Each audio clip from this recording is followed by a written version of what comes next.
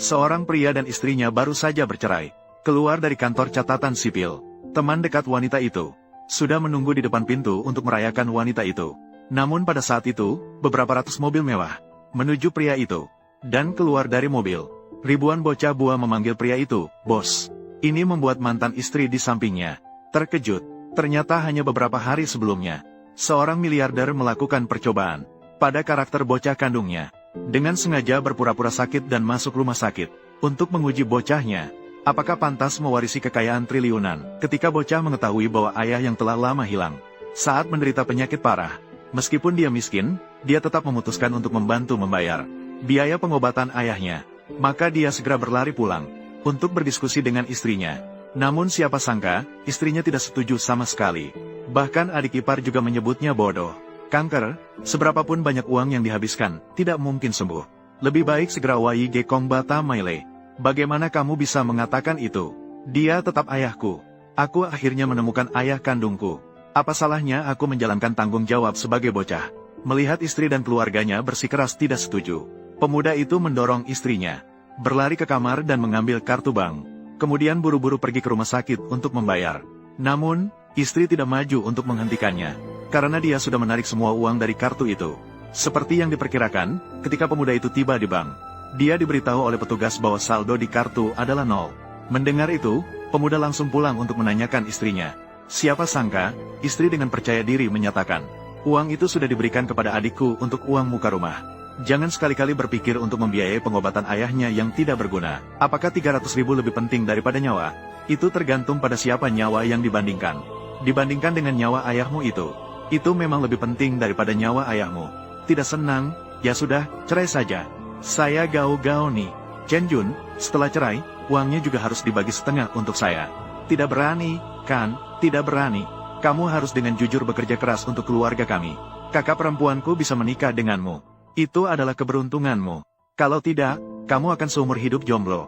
Menurut saya, kita harus bekerja keras untuk menghasilkan uang. Uang muka rumah saya baru saja dibayar. Saya masih harus menunggu kamu membayar cicilan bulanan saya, kakak ipar." Pemuda itu mengerti bahwa uang ini tidak akan bisa kembali.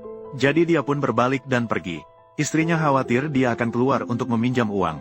Jadi dia meminta adiknya untuk mengikutinya secara diam-diam. Dan alasan istri mengajukan perceraian adalah karena dia sudah menjalin hubungan dengan bocah orang kaya, hanya menunggu untuk memeras suaminya, kemudian membawa uang dan menikah dengan bocah orang kaya.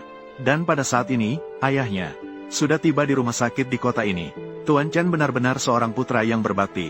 Dia bilang harus pakai uang sendiri, datang untuk mengantarmu di perjalanan terakhirmu. Bolehkah saya membayar perawat itu nanti?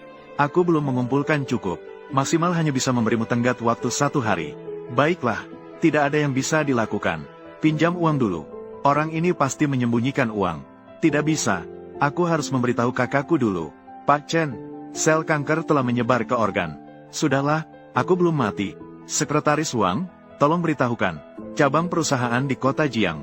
Atur upacara pengunduran diriku. Semakin cepat, semakin baik. Aku harus segera mengumumkan identitas Ajun. Aku khawatir tidak punya waktu. Baik, aku akan segera siap. Terima kasih, Pak Pengacara. Uang sudah ditransfer ke akunmu. Aku akan menemuimu jika terjadi sesuatu. Jadi, istirahatlah dengan baik. Bocahku, bantu ayah bangun dengan cepat. Biar ayah melihatmu dengan baik. Sudah begitu lama, ayah selalu mencarimu. Ayah tidak berguna membuatmu menderita. Tidak apa-apa, ayah. Aku tahu kamu bukan meninggalkanku dengan sengaja. Lagi pula, aku tidak terlalu menderita. Bocah, lihat apa? Tidak bisa memberikan apa-apa padamu. Saya menyesal. Ayah, jangan katakan hal-hal yang membuat tidak senang. Saya akan menemanimu sampai selesai. Jalan terakhir ini, kita semua harus bahagia. Ayah, saya ada urusan mendesak. Saya keluar sebentar. Akan segera kembali. Kalian siapa? Anda adalah ayah Chen Jun. Saya adalah istrinya. Begitukah? Biarkan saya lihat. Lihat apa? Itu yang bisa kamu lihat. Sendiri terkena kanker. Mengambil uang bocah. Apakah kamu tidak malu? Apa maksudmu? Apa maksudnya? Juga tidak melihat dirimu seperti ini. Tinggal di ruang perawatan yang begitu mewah. Kamu tahu ruang perawatan ini harganya berapa per hari? Hanya kamu yang layak, menantu. Apakah kamu salah paham? Salah paham padamu. Siapa menantumu? Seperti kamu ini, ingin menjadi mertuaku. Saya memperingatkanmu. Uangku dan uang Chen Jun. Kamu tidak boleh menghabiskan 1 sen pun. Kakek, kamu bilang kamu. Semua orang sudah sekarat. Bisa tidak kamu jangan merusak uang kakak iparku? Jangan sampai menyusahkan keluarga kami. Bisa atau tidak? Ada apa? Lihat dirimu seperti ini. Jika ingin mati, cepatlah mati. Jangan buang-buang uang bocahmu. Silakan kalian keluar. Seseorang datang. Buang orang ini. Buang dia keluar untukku. Ayo, ayo, ayo. Kalian melakukan apa? Hei, kalian ngapain? Tolong, tolong. Jika kamu tidak patuh, akan ada yang membuangmu dari atas. Pukuli dia untukku.